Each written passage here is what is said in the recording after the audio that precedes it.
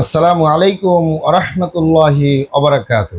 যৌন আকাঙ্ক্ষা বৃদ্ধি, দ্রুত বীর্যপাত থেকে মুক্তির 100% কার্যকরী এই প্রাকৃতিক ঔষধটি।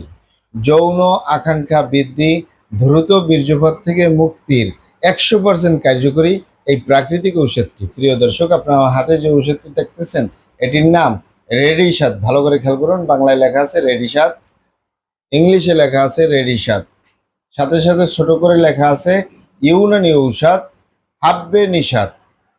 রেডিসাত, ইউনানি ঔষধ রেডিসাত হাব্বে নিষাদ।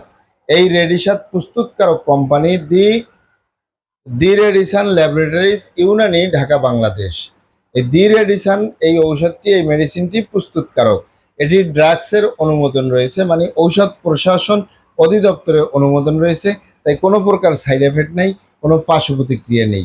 এটি পুরুষ এবং মহিলা উভয়ে সেবন করতে পারে, তবে অবশ্যই বিবাহিত হতে হবে, স্ত্রী কাছে থাকতে হবে, স্বামী কাছে থাকতে হবে। এটি কোনো সাইড এফেক্ট ছাড়া, পার্শ্ব প্রতিক্রিয়া ছাড়া আপনার যৌন আকাঙ্ক্ষা বাড়াবে।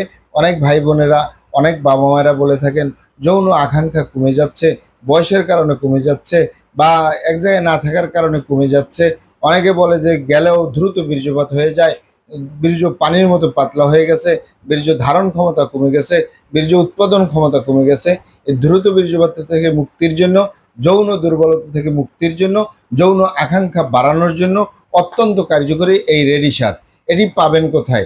ঢাকা এবং ঢাকার আশেপাশে ইউনানি আয়ুর্বেদিক দোকানগুলোয় পাওয়া যাবে, অথবা সরাসরি আমাদের চেম্বার থেকে সংগ্রহ করবেন, বাহির থেকে নয়। কারণ আমাদের প্রিয় মাতৃভূমি বাংলাদেশ, নকলে পুরোটাই সয়লাভ।